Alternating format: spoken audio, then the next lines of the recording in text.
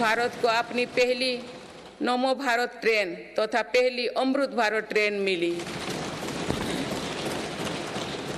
भारत दुनिया से सबसे तेजी से 5G रोल आउट करने वाला देश बना। भारतीय एयरलाइंस कंपनी ने दुनिया की सबसे बड़ी एयरक्राफ्ट डील की। पिछले साल ही मेरी सरकार ने मिशन मोड में लाखों युवाओं की सरकारी नौकरी दी है।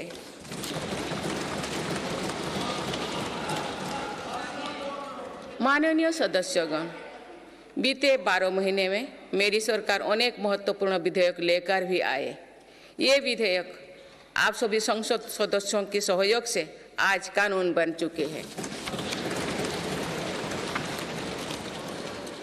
ये ऐसे कानून हैं जो विकसित भारत के संकल्पों की सिद्धि का मजबूत आधार है। तीन दशक बाद नारी शक्ति बंधन अधिनियम पारित करने के लिए मैं आपकी सराहना करती हूँ।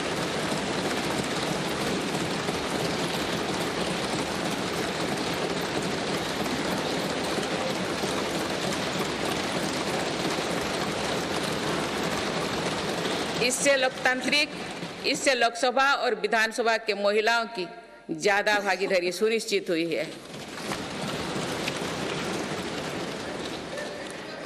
ये वुमेनली डेवलपमेंट के मेरी सरकार के संकल्प को मजबूत करता है। रिफॉर्म, परफॉर्म और ट्रांसफॉर्म के अपने कमिटमेंट को मेरी सरकार ने लगातार जारी रखा है।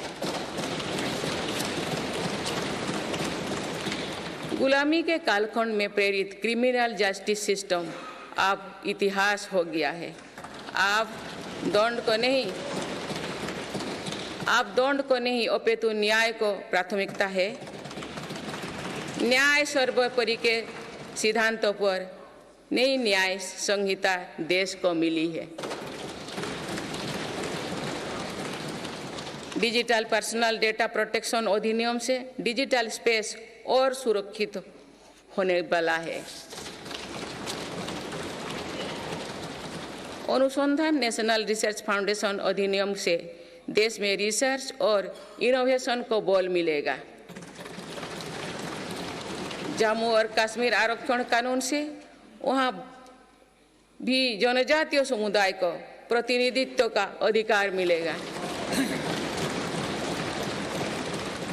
इस दौरान सेंट्रल यूनिवर्सिटी कानून में भी संशोधन किया गया। इससे तेलंगाना में सरोक का सेंट्रल ट्राइबल यूनिवर्सिटी बनने का रास्ता सुगम हुआ।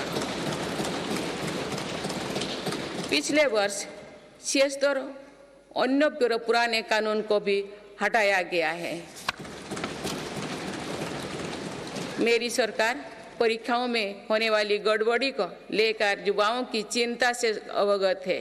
इसीलिए ऐसे गलत तरीके को सख्ती के लिए नया कानून बनाने का निर्णय लिया है।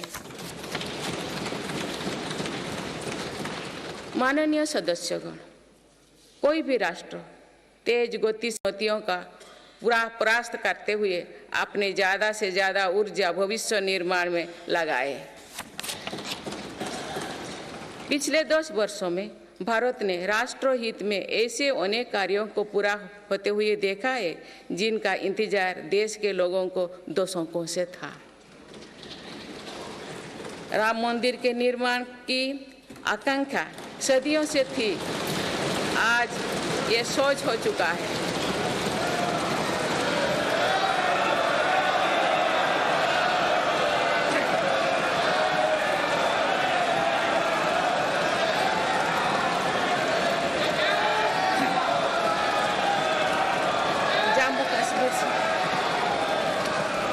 जम्मू कश्मीर से आर्टिकल 370 हटाने को लेकर शंकाएं थी, आज वो इतिहास हो चुकी है।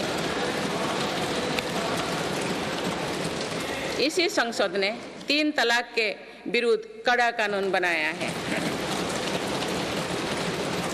इसी संसद ने हमारे पड़ोसी देशों से आए पीड़ित अल्पसंख्यकों को नागरिक देने वाला कानून बनाया। मेरी सरकार ने वन रैंक वन पेंशन की भी लागू किया, जिसका इंतजार 4 दशकों से था। ओआरओपी लागू होने के बाद अब तक तो पूर्व सैनिकों को लगभग 1 लाख करोड़ रुपए मिल चुकी है। भारतीय सेना में पहली बार चीफ ऑफ डिफेंस स्टाफ की नियुक्ति भी हुई है। माननीय सदस्यगण, उत्कलमणि पंडित गोपबंधु दास की अमर पंक्तियां असीम राष्ट्र प्रेम की भावना का सदा संचार करती है। उन्होंने कहा था, मिशु मोर देह ए देश माटी रे, देशवासी चली जातु पिठी रे, देशर स्वराज्य पथे जेते गाड़, उरु तोही गड़ी मोर मांस हाड़। अर्थात मेरा शरीर इस देह की माटी के साथ मिल जाए, देशवासी मेरी पीठ पर से चलते चल जाए, देश के स्वराज पथ में जितनी भी खाइयां हैं वे मेरी हाड़ मांग से फट जाए।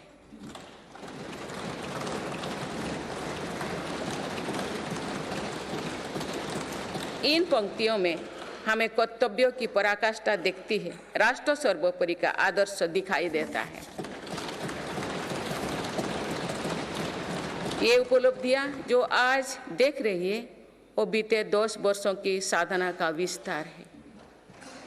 हमें सभी बचपन से गरीबी हटाओ के नारे सुनते आ रहे हैं। अब हम जीवन में पहली बार बड़े पैमाने पर गरीबी को दूर होने देख रहे हैं। नीति आयोग के अनुसार मेरी सरकार के 1 दशक के कार्यकाल में करीब 25 करोड़ देशवासी गरीबी से बाहर निकले हैं।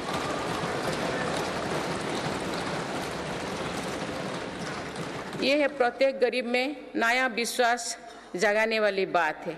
जो 25 करोड़ लोगों की गरीबी दूर हो सकती है तो उसकी भी गरीबी दूर हो सकती है।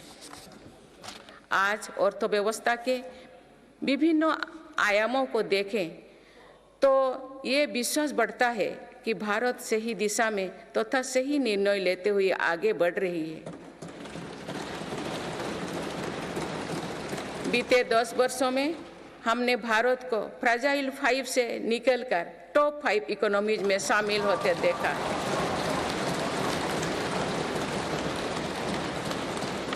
भारत का निर्यात करीब $450 बिलियन से बढ़कर $775 बिलियन से अधिक हो गया है। पहले की तुलना में एफडीआई द्विगुना हुआ है। खादी और ग्रामोद्योग के उत्पादों की बिक्री में 4 गुना से अधिक की वृद्धि हुई है। आईटीआर फाइल करने वाले की संख्या करीब 3.25 करोड़ से बढ़कर लगभग 8.25 करोड़ हो चुकी है और बढ़ोतरी 2 गुना से भी कहीं अधिक है। 1 दशक पहले देश में केवल कुछ 100 स्टार्टअप थे जो आज बढ़कर 1 लाख से अधिक हो गया। साल में 94,000 कंपनियां रजिस्टर हुई थी। पिछले वर्ष ये संख्या 1,60,000 तक पहुंच चुके हैं। दिसंबर 2017 में 98 लाख से लोग जीएसटी देते थे। आज इनकी संख्या 1,40,00,000 है। 2014 से पहले के 10 वर्षों में लगभग 13 करोड़ वाहन बिके थे। पिछले 10 वर्षों में देशवासियों ने 21 करोड़ से अधिक वाहन खरीदे हैं। 2014-15 में लगभग 2,000 इलेक्ट्रिक वाहन बिके थे, जबकि 2023-24 में दिसंबर माह तक ही लगभग 15 लाख इलेक्ट्रिक वाहन बिक चुके हैं। माननीय सदस्यगण, बीते दशक में मेरी सरकार ने सुशासन और पारदर्शिता को हर व्यवस्था का मुख्य आधार बनाया है। इसी का परिणाम है कि हम बड़े आर्थिक सुधारों के साक्षी बने हैं। इस दौरान देश को इंसॉल्वेंसी एंड बैंकरप्सी कोड मिला है। देश को जीएसटी के रूप में एक देश एक टैक्स कानून मिला है। मेरी सरकार ने माइक्रो इकोनॉमिक स्टेबिलिटी में भी सुनिश्चित की है। 10 वर्षों में कापेक्स 5 गुना बढ़कर 10 लाख करोड़ हो गया है। साथ ही फिजिकल डेफिसिट भी नियंत्रण भी में है। आज हमारे फॉरेक्स रिजर्व्स 600 अरब डॉलर से ज़्यादा है। हमारे बैंकिंग सिस्टम जो पहले बुरी तरह से चरमराया था, वो आज दुनिया के सबसे मजबूत बैंकिंग सिस्टम में से एक बना है। बैंक का एनपीए जो कभी डबल डिजिट में होता था, वो आज लगभग 4% ही है। मेक इन इंडिया और आत्मनिर्भर भारत अभियान हमारी ताकत बन चुकी है। भारत आज दुनिया का दूसरा सबसे बड़ा मोबाइल फोन निर्माता है। पिछले एक दशक के दौरान मोबाइल फोन मैन्युफैक्चरिंग में 5 गुना बढ़ोतरी हुई है। कुछ साल पहले भारत खिलौना आयात करता था, आज मेड इन इंडिया खिलौने निर्यात कर रहा है। भारत का डिफेंस प्रोडक्शन 1 लाख करोड़ रुपए के पार पहुंच चुका है। आज हर भारतीय देश में बने एयरक्राफ्ट कैरियर INS विक्रांत को देखकर गर्व से भरा हुआ है। लड़ाकू विमान तेजस अब हमारी वायुसेना की ताकत बन रहे हैं। C295 ट्रांसपोर्ट एयरक्राफ्ट का निर्माण भारत में होने जा रहा है। आधुनिक एयरक्राफ्ट इंजन भी भारत में बनाया जाएगा। उत्तर प्रदेश और तमिलनाडु में डिफेंस कॉरिडोर का विकास हो रहा है। मेरी सरकार ने डिफेंस सेक्टर में निजी क्षेत्रों की भागीदारी सुनिश्चित की है। स्पेस सेक्टर को भी हमारी सरकार ने युवा स्टार्टअप्स के लिए खोल दिया है। माननीय सदस्यगण, मेरी सरकार वेल्थ क्रिएटर का सम्मान करती है तथा भारत के प्राइवेट सेक्टर के सामर्थ्य पर विश्वास करती है।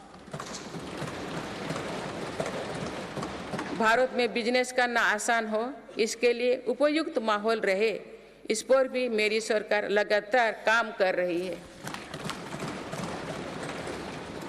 ईज ऑफ डूइंग बिजनेस में लगातार सुधार हो रहा है।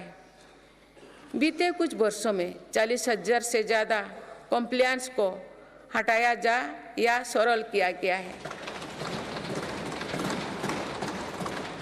कंपनीज एक्ट तथा लिमिटेड लायबिलिटी पार्टनरशिप एक्ट में 63 प्रावधानों को अपराध की सूची में बाहर किया गया है। जौन विश्वास अधिनियम द्वारा 183 प्रावधानों को अपराध की श्रेणी से बाहर किया गया है। अदालत के बाहर विवादों को सौहार्दपूर्ण समाधान हेतु मध्यस्थता पर कानून बनाया गया है। वन और पर्यावरण विभाग से क्लियरेंस मिलने में जहां 600 दिन लगते थे, वहां आज 75 दिन से भी कम समय लगता है। फेसलेस असेसमेंट योजना से टैक्स व्यवस्था में और पारदर्शिता आई है। माननीय सदस्यगण, हमारे MSME सेक्टर को भी रिफॉर्म्स का बहुत अधिक लाभ हो रहा है। आप अवगत है कि हमारे MSMEs में आज करोड़ों देशवासी काम कर रहे हैं। MSMEs और लघु उद्यमियों को सशक्त करने के लिए मेरी सरकार पूरी प्रतिबद्धता से काम कर रही है। MSME की परिभाषा का विस्तार किया गया है। नई परिभाषा में निवेश और टर्नओवर को समाहित किया गया है। आज उद्यम और उद्यम असिस्ट पोर्टल पर लगभग 3.5 करोड़ MSME रजिस्टर्ड है। बीते वर्षों में MSMEs के लिए क्रेडिट गारंटी स्कीम के तहत करीब 5 लाख करोड़ की गारंटी स्वीकृति की गई है।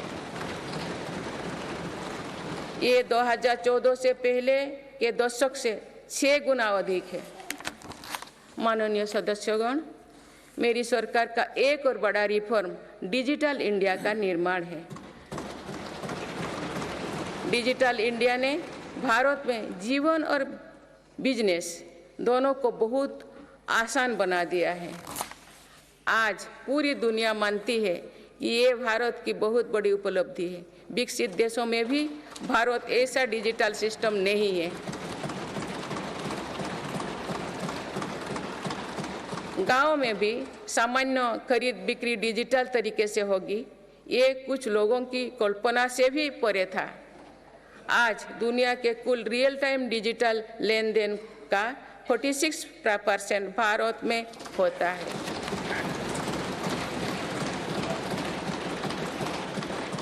पिछले महीने यूपीआई से रिकॉर्ड 1200 करोड़ ट्रांजैक्शन हुई है।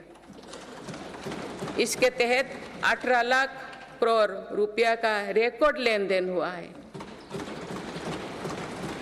दुनिया के दूसरे देश भी आज यूपीआई से ट्रांजैक्शन की सुविधा दे रही है। डिजिटल इंडिया के कारण बैंकिंग आसान हुई है और लेन देन भी सरल हुआ है। जनधन आधार मोबाइल की त्रिशक्ति से भ्रष्टाचार पर लगाम लगने में मदद मिली है। मेरी सरकार अब तक 34 लाख करोड़ रुपया डीबीटी से ट्रांसफर कर चुके हैं। जनधन आधार मोबाइल के कारण करीब 10 करोड़ फर्जी लाभार्थी सिस्टम से बाहर किए गए हैं। इससे 3.25 लाख करोड़ रुपया गलत हाथों में जाने से बचे हैं। डिजी लॉकर की सुविधा भी जीवन को आसान बना रही है। इसमें अभी तक यूजर्स के 6 बिलियन से ज़्यादा डॉक्यूमेंट्स जारी हुई है। आयुष्मान भारत हेल्थ अकाउंट के तहत लगभग 53 करोड़ लोगों की डिजिटल हेल्थ आईडी बन चुकी है।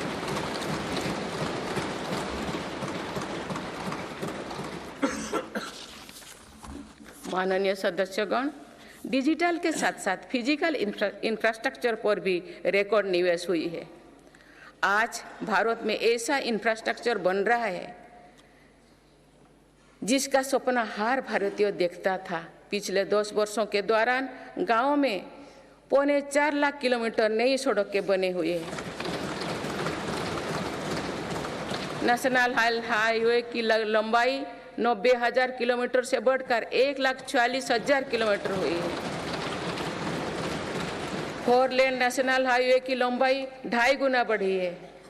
हाई स्पीड कॉरिडोर की लंबाई 500 किलोमीटर थी, जो आज 4,000 किलोमीटर है।